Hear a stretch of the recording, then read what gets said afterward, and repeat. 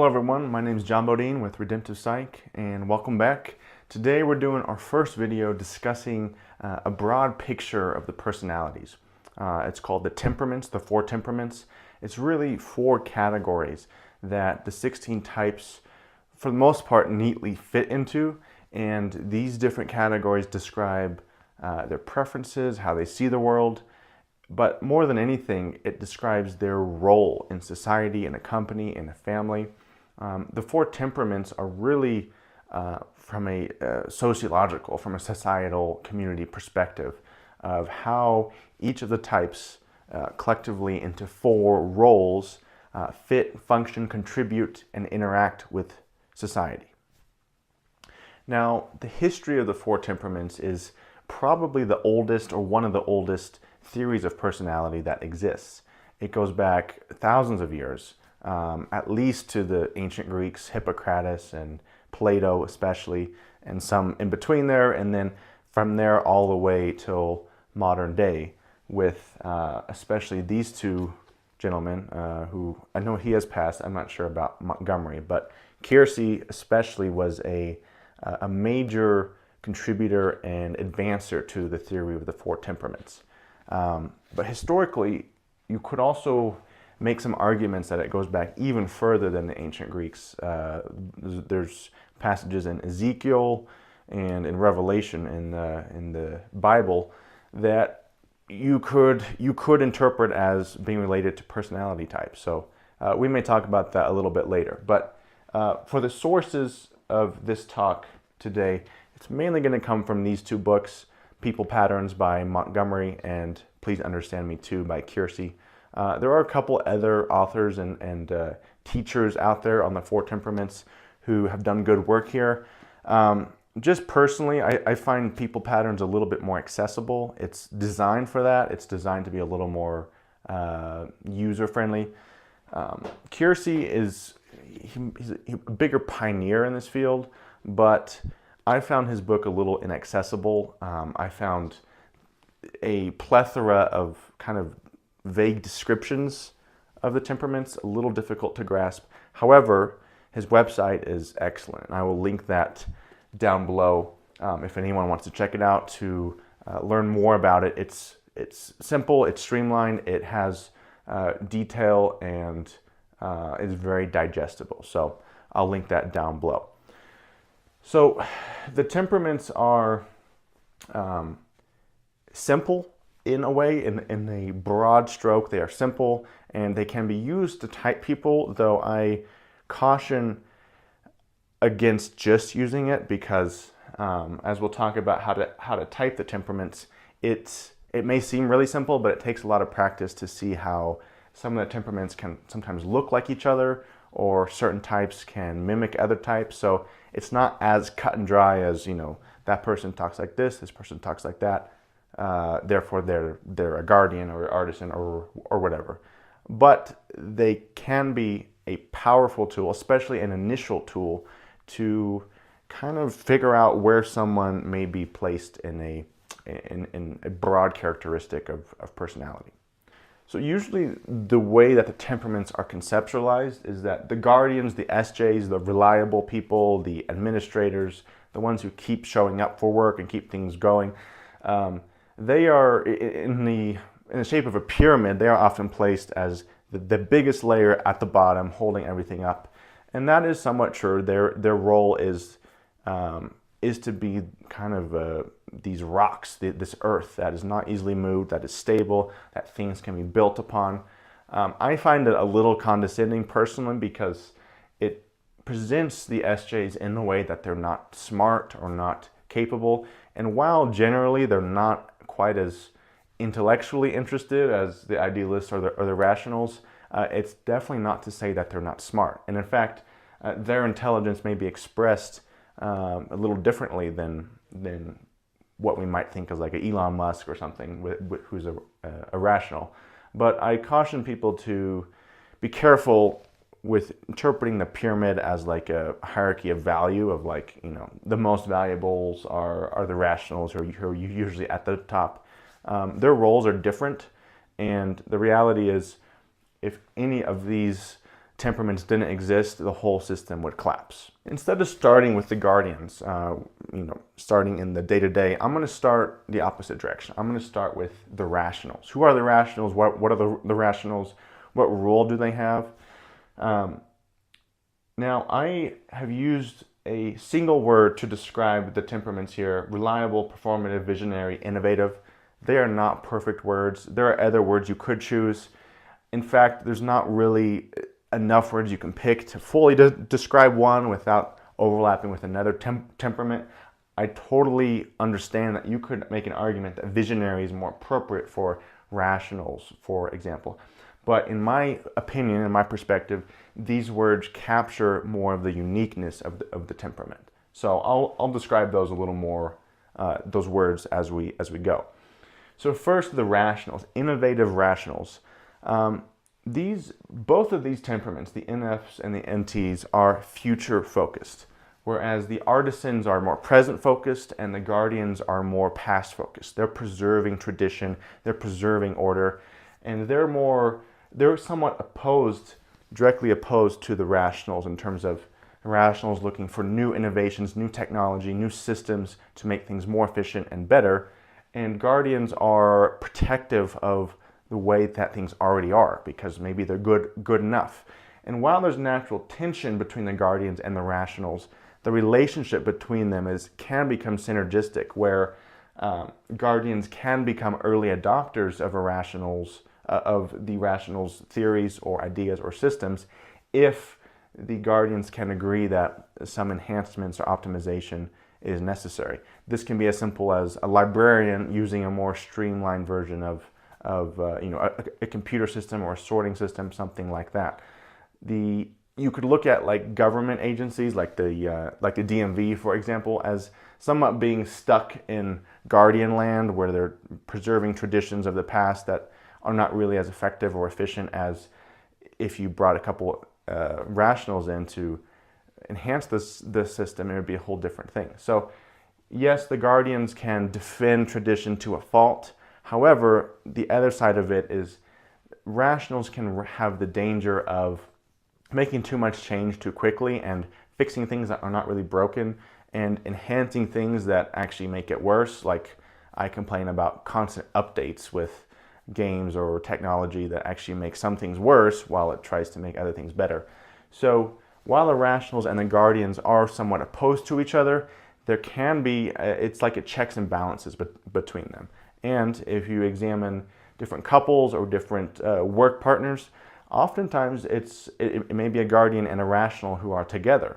There can be compatibility there, even though there's some inbuilt tension. So the rationals are often associated with technology, with bringing innovative tools that solve problems, but they are about making new tools, while the artisans are more about perfecting their craft with existing tools. The rationals are viewed as very technocratic. However, it's a little bit short-sighted to just say that, and the reason why is because they go far beyond the fields of the STEM fields: science, math, etc., business, economics, and all the other things, kind of close to that. Rationals can be anywhere. They can be psychologists, they can be great therapists, actually, they can be authors, they can be artists. It's just, it's not exactly that they're only going to be involved with technology. It's more that their approach to whatever field they find themselves in is going to be innovative and systematic, and trying to optimize things and create new systems that are going to fix problems, sometimes fix problems that no one else even sees or things to look at. So it's more of a mindset than it is that rationals are always going to be, these AI builders or something like that. Jordan Peterson, for example, an NT, obviously a therapist, a lecturer, that is someone who has used his innovative mind to apply it to human behavior, to understanding people, to helping people, which is kind of more associated with an NF pursuit. But again, it's not that these types are going to just have certain jobs. It's that they might do any job, but it's how they approach it that differentiates them. So that's the rationals. They're systematic, they're innovative, they create tools, maybe create tools that no one's even thought of before to solve problems and to make things more efficient. They're all about efficiency. How can we make things work better? Sometimes how can we make it automatic, meaning to be as reliable and not requiring human intervention. A lot of our modern world with the extreme advances of technology and the use and the effectiveness and the efficiency therein is due to rationals being at the helm of that and fixing problems that no one has thought of and finding solutions that no one thought was possible, right? So those are the rationals. They are pragmatic, innovative creatives who solve problems and bring new tools or refine existing tools that is going to help everyone. Next is the idealist. Now, as I said, both the idealist and the rationals are future-oriented. They look forward. The reason I picked visionary for idealist as opposed to putting that with the rationals is that idealists are all about, these are the NFJs and NFPs, they're all about the perfect world, optimizing the humanity. They're kind of communistic in a way, because communism is a Pangea, a utopia, trying to bring about the perfect order of things. And we know how that went. But that is their way of looking at the world. How can we bring the most humane social change that is going to help everybody pursue their best self? That's the difference here, is that while rationals are focused more on systems and technology that may help people, idealists are focused more on people, on society, on bringing forth pathways, opportunities, and executing values, really, that help people pursue their best self. They push others, they guide others to help become their best selves. And their faith is that in the engine of making people their best selves, that all the other problems will take care of themselves. They are very humane focused, they are very innovative too, but it's more that it's in the context of humanity. Their strength, the idealist strength, lies in human connection, in insight into human beings, in insight into understanding how what makes us different is okay, and then using that to help each person and themselves find the path that's right for them. They can be very smart and very well-spoken, even though as in our society we generally attach intelligence to the rationals. Idealists can be just as brilliant, but it's in a different kind of way. It's not as technology oriented, even though you will find some INFPs, for example, who are into tech and can be innovative. But again, their focus is more on people, on how we can make the world the best place possible. It's very Pangea. They're looking for utopia. They're looking for Pangea. They're looking for perfection in society and in themselves and in the people around them. And they know it's possible. They smell it, that it's possible that if people just could get along and understand themselves, that things could be just right. But our world is a little more complicated than that. So just as I said that the rationals and the guardians are somewhat opposed to each other, bringing in new change of systems and ways of doing things and preserving old tradition, the idealists and the artisans are also, there's tension between them, because the artisans accuse the idealists of being always in the clouds, not living in reality, not being able to work with reality, but rejecting it, looking for something else. And the artisans see the idealists as, if society fell apart, they'd be the first to be eaten by zombies, which might be true, though some artisans would be surprised on how us idealists would react under those circumstances. So there is some truth, though, to that the artisans naturally have a criticism of the idealists, that the idealists don't live in reality. But the idealists look at the artisans as people who never try to change things, that never look for better, that compromise their morals at times because it's the pragmatic thing to do. And it's not to say that artisans are immoral, but that they are more comfortable finding what works and what's effective rather than trying to pursue some ideal. The idealist's gripe with everyone is really that no one else is pursuing the good. And if everyone did that, then things would be better. And that's somewhat true, but it's not totally true. The idealists care more about the values that direct us and what we invest in, and the humanity in each of us that is not being allowed to come out fully. So the artisans, the SPs, STPs, and the SFPs, they're all about performance, about mastering the elements, mastering the physical world. They're often athletes and performers, mechanics, really anything that has to do with the physical world, they take part in that. And while the rationals are more about creating tools that everyone can use, the artisans are masters of optimizing tools that already exist and getting the very most out of them. They are naturally competent, they are naturally freedom-based, they really value their space and their freedom, and they are naturally just drawn to pursuing a craft, something usually tangible, something physical, something with immediate results. They want the impact of doing something and then shortly after seeing the impact of it. They can be accused of being poor at delayed gratification. However, that's more an immature artisan, and that is a natural weakness for them. But as they mature and they allow that, they allow the time until they see the impact of their actions grow, then they can build incredible things. They can be artists, they can be painters, they can be musicians, they can be really anything. And they are all about natural skill, investment in crafts, and getting the most out of what's around them. And lastly, the guardians. We've talked about them a lot in relation to the other types. They are past focused, they are duty based, they are loyal, they are very hardworking.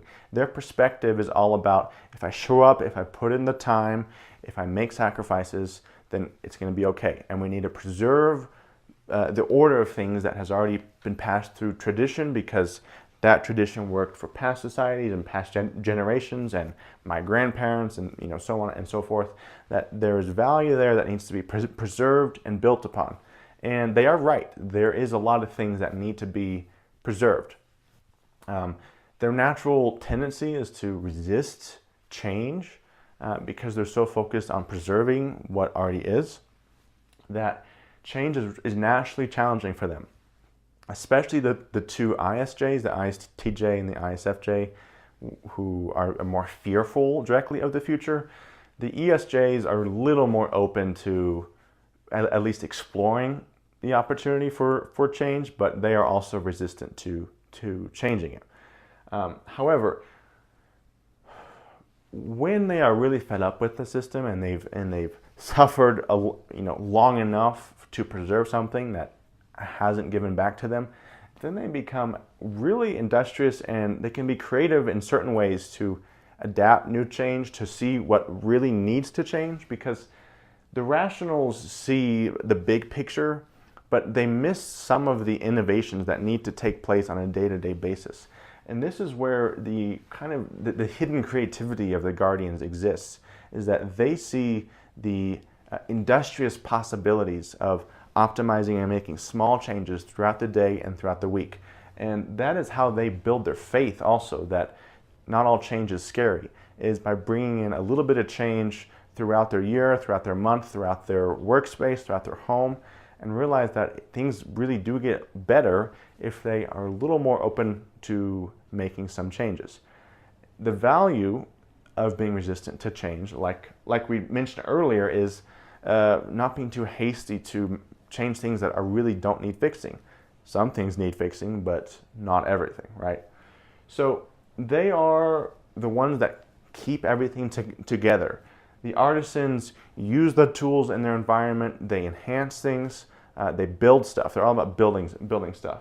The idealists pursue a perfect world, kind of, and they become a lot more effective when they integrate a little bit of the artisan perspective of, okay, I know I have this ideal in my head that I want to pursue.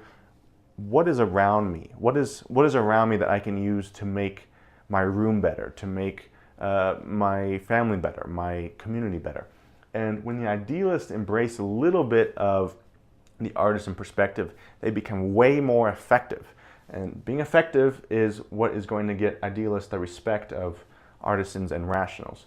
And vice versa, when the artisans pursue something with a little more glow, with a little more, a more long-term change, this is when they can build, amazing works of art, or build, write amazing pieces of music, things like that. When they embrace a little bit more of that idealistic pursuit, they can become more inspiring and more impactful, which is what they want anyway. So if each of us, if the idealists and the artisans can learn a little bit more from each other, and the rationals and the guardians, they are going to be that much more effective and that much more respected by the other types. All right, guys, we're going to end the first video there. We'll continue in the next video to finish up the 4 temperaments. I'll leave you with something real quick, though. You may have noticed, especially if you've been studying this stuff for a little bit, that the pattern between who fits into the 4 temperaments changes as they go on. So all the SJs are very duty-based. They're the main function that makes them SJs is SI, introverted sensing. With the artisans, it's SE, being aware of the environment, of other people's experience. With these two, though, it changes. There's not a unifying function that has the idealists together, that has the rationals together. So you could argue that because the pattern breaks, that there's something missing, and I think there is something missing. I don't know if there's a better way to break down these 4, but there is a world in which the 4 SJs stay, the 4 SPs stay, and then instead of NFs and NTs, it would be NPs and NJs. The NPs, the ENTP, INTP, ENFP, INFP, their unifying function is extroverted intuition. It is about collective possibility, collective future. And even though the NFPs may be more humanistic focused with their with their awareness of possibilities, and the NTPs being more aware of the engineering or systematic or innovative possibilities, that is something that links them together, just as the NJs, the INFJ, ENFJ, INTJ, ENTJ, their unifying function is introverted intuition. While it is abstract, it's more personal driven focused in terms of, where does my future lie in relation to helping other people or in relation to innovating things. So there is an argument for linking the SJs, the SPs, and then changing it to the NPs really being the ones who generate ideas, who generate pathways, and then the NJs who pick pathways for themselves and pursue that with total focus. That is a legitimate way to break it down. Like I said, I don't think that it's more holistic necessarily than these 4, but it's something to consider of different ways of capturing, of basically following this pattern that reveals a different kind of grouping that's also insightful. So something to think about. Okay, guys, we'll see you in the next video. Bye.